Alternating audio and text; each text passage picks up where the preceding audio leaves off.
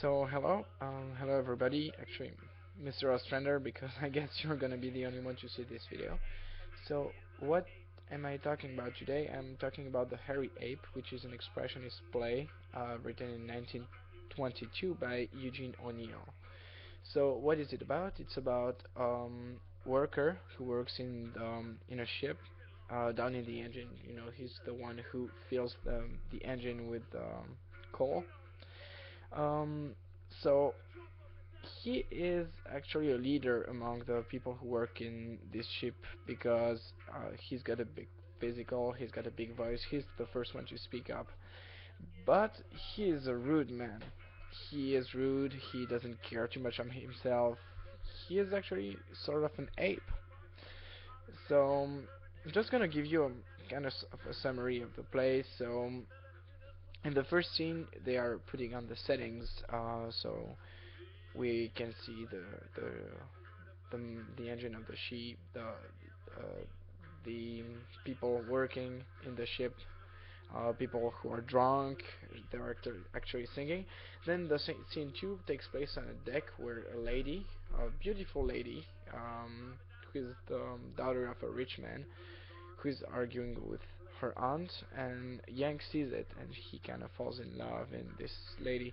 The scene 3 takes place in the ship, and then at this very moment the lady comes in and she sees Yank and she faints because he's awful, he's rude, and so that's what, you know, Yank had a crush on this lady. So when he sees that she faints, so because of how bad he is, he begins to be in an identity crisis. He doesn't know who he is anymore, and he doesn't really know what he should do. So that's the moment where Yank is depressed. It's in scene 4. He's depressed, and all the workers are kind of trying to guess why he's depressed.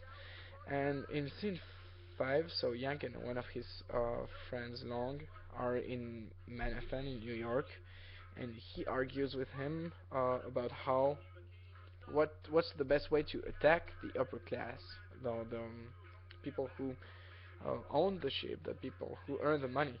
And so at the end, Yank is pretty upset and he attacks someone. So that's why he gets arrested at the end of the scene 5. In scene 6, he's in prison, he's in jail because of attacking a man, and he's just trying to escape.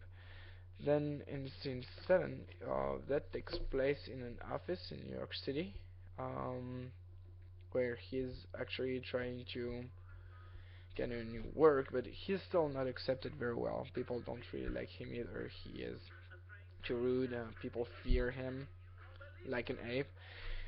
And then we come to the best scene of the play. So the ending scene. It's scene 8. It takes place in a zoo. Yank is crushed after trying to talk to an ape and releasing it from its cage. So this is very interesting. I'm gonna talk a little more about this scene. So Yank is going to a zoo and he sees an ape, and he really thinks about himself, about how this lady sees him as an ape.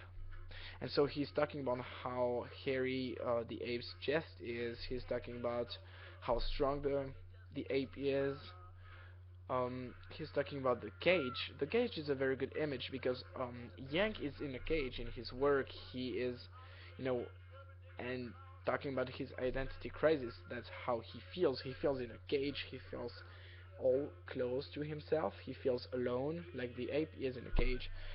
So at this very moment, he sees this ape in the cage, and he just wants to open the door, like he wants to do in his own life. Open the door, going to the out to the world and belonging to something. So he's talking to this ape, talking about the lady. He's just dumping everything he's got on his heart. He's just dumping it, uh, telling everything he thinks about the ape, about how he feels like him, about how they're friends, and about how he is the original hairy ape. So the door is open, the ape is out of the cage. Then Yank follows this ape, and at some point the ape grabs Yang in his arms, and Yang is doing his last sentence, which is, "Ladies and gentlemen, look at here. Here is the original, the real one, the real hairy ape," and he dies. So he dies in the arm of the hairy ape. So now I'm just gonna talk quickly about the themes that are in the hairy ape. It's just about the working class in the 30s, so in the Great Depression. Um, it's about the capitalist system. It's about this disparity between poor people, workers, and the rich people who kind of own the poor people. So that's in this phase that actually Eugene O'Neill kind of criticizes the capitalism and those people who make money on the back of other people. And he's talking about the individuality that people actually cannot have at this time because they just need to work like machines. They are just work. Uh, that's their whole life, and it is about so the Great Depression as well, and it is about how working men at this time didn't see any hope for tomorrow and didn't feel to belong, and how it work turned this man to people who don't have a good life and don't really have manners and things like that. So I hope this video was helpful. I hope you learned something with it. And I wish you a great week.